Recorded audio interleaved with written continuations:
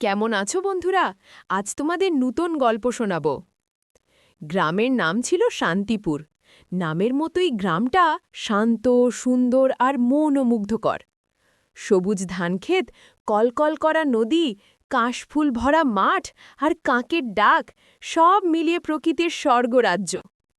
কিন্তু গ্রামের পশ্চিম প্রান্তে দাঁড়িয়েছিল এক ভাঙাচোরা প্রাচীন বাড়ি। সবাই তাকে বলতো ভুতুড়ি বাড়ি। বাড়িটা অনেক উঁচু, চারপাশে ঝোপঝাড়ে ঘেরা, জানালাগুলো ভাঙা, ছাদের টালি ঝরে পড়েছে।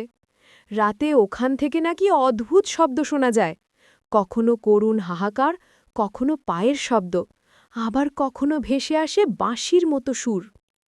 গ্রামের মানুষ সেই দিকে তাকাতেও ভয় পেত। দিনের বেলা গরু চড়ানো ছেলেরা মাঠে গেলে সেই দিকের মাঠ এড়িয়ে চলত। সন্ধে নামলেই কেউ আর ওখানকার কাছে যেত না। টুনা আর টুনি অবশ্য আলাদা। তারা দুজন ভাইবোন। টুনা দুষ্টু, দুঃসাহসী আর কৌতূহলী, আর টুনি শান্ত, বুদ্ধিমতী আর চিন্তাশীল। একে অপরকে তারা সব কিছুতে সাহস জোগাত। একদিন দুপুরে টুনা টুনি পুকুর পাড়ে খেলছিল। তখনই কিছু বাচ্চা ভয় ভরা গলায় বলল, ওই ভুতুরি বাড়ির পাশ দিয়ে গেলেই নাকি ছায়া দেখা যায়। আরেকজন বলল, আমার দাদু বলেছেন ওখানে জমিদারের আত্মা ঘুরে বেড়ায়। তিনি নাকি অনেক ধনরত্ন লুকিয়ে রেখে গিয়েছিলেন। টুনি বিস্মিত চোখে ভাইকে বলল, ভাই, এসব কি সত্যি? টুনা একটু হেসে বলল, সত্যি হোক বা মিথ্যে, আমরা না গেলে বুঝব কি করে? ভয়কে তাড়াতে হলে তার মুখোমুখি হতে হবে। কথা শুনে টুনির বুক ধকধক করতে লাগল। সে ভয় পেয়েছিল, কিন্তু ভেতরে কৌতূহলও জাগল। সন্ধে বাড়ি ফেরার পর তারা দাদিমাকে ভুতুড়ি বাড়ির কথা জিজ্ঞেস করল। দাদিমা হঠাৎ থমকে গিয়ে বললেন, ওই বাড়ির কথা মুখেও আনবে না। বহু বছর আগে জমিদার সত্যেশ্বরের বাড়ি ছিল ওটা। হঠাৎ এক রাতে আগুন লেগে যায়। জমিদার আর তার পরিবার মারা যায় অদ্ভুতভাবে। তারপর থেকেই সেই বাড়ি অভিশপ্ত। দাদিমার কণ্ঠে ভয়ের ছাপ ছিল। তিনি বললেন, শুনেছি যারা ওখানে গেছে আর ফেরেনি। টনি কেঁপে উঠল, কিন্তু টুমা একরকম হেসেই বলল, ভূত বলে কিছু নেই দাদি, সবই মানুষের ভয়। সেই রাতেই টুনা টুনিকে বলল, চলো দিদি, আমরা নিজের চোখে দেখে আসব। ভূত থাকলে দেখব, না থাকলে গ্রামবাসীকে বুঝিয়ে দেব। টুনি প্রথমে রাজি হচ্ছিল না, কিন্তু টুনার সাহস তাকে প্রভাবিত করল। অবশেষে তারা ঠিক করল আগামী পূর্ণিমার রাতে ভুতুরি বাড়িতে যাবে। চাঁদের আলো, ঝিঝির ডাক আর ভয়ের কাঁপুনি মিশে থাকল তাদের পরিকল্পনায়। পূর্ণিমার রাত। অবশেষে সেই রাত এলো। পূর্ণিমার চাঁদ আকাশে গোল থালার মতো ঝলমল করছে। ঝিঝির ডাক চারদিকে, বাতাসে হালকা শিরশিরে অনুভূতি। গ্রাম ঘুমিয়ে পড়লেও টুনা আর টুনির চোখে ঘুম নেই। টুনা কাঁধে ছোট্ট একটা লণ্ঠন নিল, আর টুনি তার ঝোলা ব্যাগে শুকনো খাবার, পানি আর একটা বাঁশি রাখল। দুজন ধীরে ধীরে গ্রাম ছেড়ে পশ্চিম প্রান্তের দিকে রওনা দিল। দূর থেকে ভুতুড়ি বাড়িটা যেন আরও ভীতিকর মনে হচ্ছিল।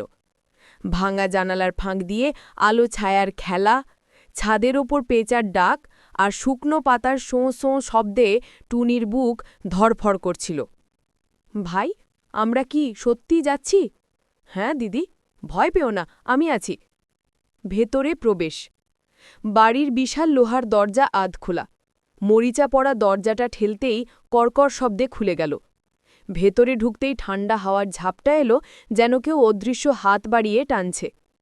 লণ্ঠনের আলোতে তারা দেখল দালানের দেয়ালে পুরনো চিত্রকলা, ধুলো জমে যাওয়া আসবাবপত্র আর মাকড়সার জাল ঝুলছে চারদিকে। মেঝেতে শুকনো পাতা, কঙ্কালসার কাঠের চেয়ারে ভাঙা কাঁচের টুকরো। টুনির হাত কাঁপছিল। সে টুনার হাত শক্ত করে ধরল। হঠাৎ ওপরতলার শিরে থেকে ঠক ঠক ঠক শব্দ এলো, যেন কেউ ধীরে ধীরে পা ফেলছে। টুনি আতঙ্কে ফিসফিস করে বলল, ভাই, এটা কি ভূতের শব্দ? টুনা গলা শক্ত করে বলল, না দিদি, এটা কোনো মানুষের পায়ের শব্দও হতে পারে। চলো দেখি। রহস্যময় ছায়া। তারা সিঁড়ি বেয়ে উঠতে লাগল। সিঁড়ির ধুলোয় হঠাৎ দেখতে পেল অদ্ভুত কিছু পদচিহ্ন। মনে হলো এগুলো মানুষের নয়। পায়ের আঙ্গুল লম্বা, নখের মতো ধারালো। ওপরে পৌঁছেতেই হাওয়া জানা ভারী হয়ে গেল। এক ফাঁকা ঘরের ভেতর নীলচে আলো জ্বলছিল। টুনা লণ্ঠন উঁচু করতেই হঠাৎ দেয়ালে এক দীর্ঘ ছায়া দেখা দিল। ছায়াটা ধীরে ধীরে নড়ছিল। টুনি আঁতকে উঠল। কেউ আছে! কিন্তু ছায়াটা মুহূর্তের মধ্যেই মিলিয়ে গেল পুরনো কক্ষে। ঘরের ভেতরে ঢুকে তারা দেখল একটা ভাঙা টেবিল। টেবিলের ওপর ধুলো মাখা একটা ডায়েরি পড়ে আছে। টুনা সেটা তুলে নিল। মলাটে লেখা, সত্যেশ্বর জমিদারের ব্যক্তিগত খাতা। টুনি বিস্মিত হয়ে বলল, তাহলে এটাই সেই জমিদারের বাড়ি? টুনা ধুলো ঝেড়ে কিছু পাতা পড়ল। সেখানে লেখা ছিল, আমার বাড়িতে অশুভ ছায়া নেমে এসেছে। রাতে অদ্ভুত আওয়াজ হয়। মনে হয় কেউ আমার ধনরত্নের খোঁজ করছে। যদি আমি বেঁচে না থাকি তবে যে এ খাতা পড়বে সে বুঝবে এই বাড়ির রহস্য। টুনি আর টুনার বুক ধড়ফড় করে উঠল। হঠাৎ আলো নিভে গেল। ঠিক তখনই হাওয়ার ঝাপটায় লণ্ঠনের আলো নিভে গেল। ঘর অন্ধকারে ডুবে গেল। চারদিকে নিস্তব্ধতা। তারপর এক করুণ ফেঁস আওয়াজ ভেসে এলো। কে এসেছে আমার ঘরে? টুনি চিৎকার করতে যাচ্ছিল, কিন্তু টুনা তার মুখ চেপে ধরল। তারা একে অপরের চোখে তাকে বুঝল এখানে সত্যিই কিছু অস্বাভাবিক ঘটছে। অন্ধকারের ভেতরে লণ্ঠন নিভে যাওয়ার পর পুরো ঘর অন্ধকারে ঢেকে গেল। টুনির হাত কাঁপছিল। সে ভাইয়ের হাত শক্ত করে ধরল। চারপাশে শুধু শুঁয়ো শুঁয়ো হাওয়া আর মেঝের কড়কড় শব্দ। আওয়াজ আবার ভেসে এলো। কে এসেছে আমার ঘরে? ধনরত্ন আমার, কেউ নিতে পারবে না। টুনি কেঁপে উঠল। কিন্তু টুনা সাহস করে ফিসফিস করে বলল, দিদি ভয় পেও না, এ শুধু কণ্ঠস্বর। চলো দেখি আসল রহস্য কি। টুনা ব্যাগ থেকে দেশলাই বের করে একটা মোমবাতি জ্বালালো। মোমবাতির হলুদ আলোয় দেখা গেল ঘরের কোণে দাঁড়িয়ে আছে লম্বা একটা ছায়া। মুখ বোঝা যাচ্ছে না, কিন্তু চোখ দুটো জ্বলজ্বল করছে আগুনের মতো। ছায়াটা ধীরে ধীরে এগিয়ে আসতে লাগল। টুনির বুক থকথক করছিল। কিন্তু টুনা এক ধাপ এগিয়ে গিয়ে সাহস করে বলল, তুমি কে, মানুষ নাকি ভূত? ছায়াটা থেমে গেল। তারপর করুণ গলায় বলল, আমি সত্যেশ্বর জমিদার। আমার আত্মা আটকে আছে এই বাড়িতে। কেউ আমাকে মুক্তি দিতে পারে না। ধনরত্নের অভিশাপ আমাকে বেঁধে রেখেছে। টুনি বিস্মিত হয়ে ফিসফিস করে বলল, তাহলে দাদিমার গল্প সত্যি? টুনা হাতে থাকা ডায়েরিটা মোমবাতির আলোয় দেখালো। সে পড়ল, আমার মৃত্যুর আগে আমি আমার ধনরত্ন লুকিয়ে রেখেছি বাড়ির নিচের কক্ষে। যারা লোভ করবে তারা অভিশপ্ত হবে, কিন্তু যদি কেউ নিঃস্বার্থ হৃদয়ে সত্য খোঁজে তবে আমার আত্মা মুক্ত হবে। টুনি চোখ বড় বড় করে বলল, ভাই, এর মানে এই অভিশপ্ত বাড়ির রহস্য ধনরত্নে লুকিয়ে আছে। ঠিক তখন মেঝের একপাশে হালকা শব্দ হল। টুনা খেয়াল করল একটা আলগা কাঠের টুকরো। সে সেটা টেনে তুলতেই নিচে নামার একটা গোপন সিঁড়ি দেখা গেল। ভয় আর উত্তেজনায় দুজনের বুক ধড়ফড় করছিল। টুনি বলল, আমরা কি নামব? টুনা দৃঢ় গলায় বলল, অবশ্যই, রহস্য না ভেদ করলে অভিশাপ ভাঙবে না। তারা ধীরে ধীরে অন্ধকার সিঁড়ি দিয়ে নিচে নামতে লাগল। নিচে গিয়ে দেখল বিশাল এক কক্ষ। দেয়ালে মশাল জ্বলছে, অথচ কেউ নেই। মেঝেতে ছড়িয়ে আছে সোনার মোহর, রত্নখচিত গহনা, দামি তলোয়ার আর রূপার পাত্র। টুনি বিস্ময়ে বলল, এত ধনুরত্ন! ভাই, এই তো সেই গুপ্তধন! কিন্তু হঠাৎ চারদিক কেঁপে উঠল। জমিদারের করুণ কণ্ঠ আবার শোনা গেল, সাবধান, যে লোভ করবে সে চিরদিনের মতো হারিয়ে যাবে। টুনি আর টুনা একে অপরের দিকে তাকাল। ধনরত্ন ঝলমল করছে, চোখ ধাঁধিয়ে নিচ্ছে। মুহূর্তের জন্য টুনার মনে লোভ জাগল। সে ভাবল, এত সোনা হলে তো আমরা সারা গ্রামকে সাহায্য করতে পারব। কিন্তু টুনি তার হাত চেপে ধরে বলল, না ভাই, মনে রেখো, জমিদার বলেছিলেন লোভ করলে অভিশাপ আসবে। সত্যিকারের মুক্তি তখনই আসবে যখন আমরা লোভকে জয় করব। টুনা গভীর শ্বাস নিয়ে মাথা নেড়ে সায় দিল।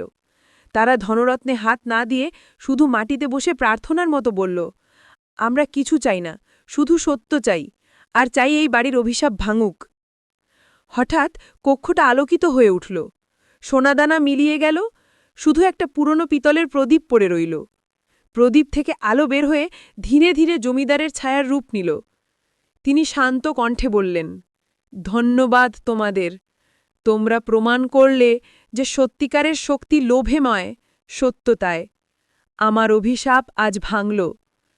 কথা শেষ হতেই ছায়াটা মিলিয়ে গেল। কক্ষের দেয়ালে লেখা ফুটে উঠল, সাহস আর সত্যতাই হল প্রকৃত ধনরত্ন। টুনা আর টুনি যখন ভূগর্ভস্থ কক্ষ থেকে বের হলেও তখন ভোর হয়ে গেছে। পূর্ব আকাশে লাল সূর্যের আলো ফুটে উঠছিল। মনে হচ্ছিল অন্ধকারের মতো অভিশাপও সরে যাচ্ছে। বাড়ির ভেতরে শূন্য ঘরগুলোতে আর কোনো ভৌতিক আওয়াজ নেই।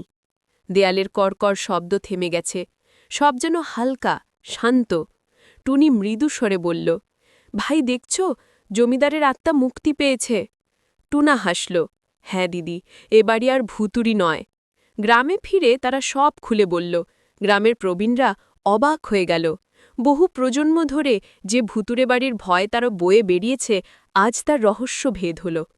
একজন বৃদ্ধ বললেন, বাবারা, তোমরা শুধু রহস্য ভেদ করনি, আমাদের ভয়ও ভেঙে দিয়েছ। গ্রামবাসীরা সবাই ভুতুরি বাড়িতে গিয়ে দেখল সেখানে কোনো ভয়ের ছায়া নেই, শুধু শান্ত পরিবেশ। মনে হচ্ছিল ১০০ বছরের অশুভ ছায়া সরে গেছে। গ্রামবাসীরা সিদ্ধান্ত নিল সেই বাড়ি আর ভয়ে ফেলে রাখা হবে না। তারা একে মেরামত করে পাঠশালা বানাবে, যাতে গ্রামের সব ছেলেমেয়ে পড়াশোনা করতে পারে। টুনি খুশিতে বলল, ভাই, জমিদারের সত্যিকারের ধনরত্ন এই তো, গ্রামের বাচ্চাদের শিক্ষা। টুনা হেসে মাথা নেড়ে বলল, হ্যাঁ দিদি, সততা আর জ্ঞানই আসল ধন। সন্ধ্যায় দাদিমা টুনাটুনিকে বুকে জড়িয়ে ধরলেন। তার চোখ ভিজে উঠল আবেগে। তোরা দেখেছিস, ভয়ের পেছনে আসলেই কোনো ভূত থাকে না, থাকে মানুষের ভুল, লোভ আর অন্ধকার। সাহস, সততা আর ভালোবাসাই সব অন্ধকার ভেঙে দেয়। টুনাটুনি মনে মনে প্রতিজ্ঞা করল, আমরা সবসময় সত্য আর সাহসের পথে চলব। লোভ নয়, জ্ঞান আর সততাই হবে আমাদের সম্পদ। সেদিন থেকে গ্রামের মানুষ ভুতুরি বাড়িকে আর ভয়ের প্রতীক মনে করল না। ওটা হলো জ্ঞানের ঘর, আশার আলো। টুনাটুনির নাম সবাই শ্রদ্ধাভরে নিতে লাগল, কারণ তারা প্রমাণ করেছে ভয় জয় করার একমাত্র উপায় হল সাহস, অভিশাপ ভাঙার একমাত্র উপায় হল সততা, আর প্রকৃত ধনরত্ন হল জ্ঞান ও সত্য। ভুতুরি বাড়ি কেবল এক অভিশপ্ত বাড়ির গল্প নয়, বরং সাহস, সততা আর জ্ঞানের আলোর জয়গাথা। টুনাটুনির অভিযান আমাদের শেখায়, ভয়কে জয় করলে সত্য প্রকাশিত হয় আর সততা মানুষকে মুক্তি দেয়। এখানেই গল্প শেষ হল। আর হ্যাঁ, আমাদের চ্যানেলটি সাবস্ক্রাইব করতে ভুলো না। পরের এপিসোডে আবার দেখা হবে। ভালো থেকো সবাই।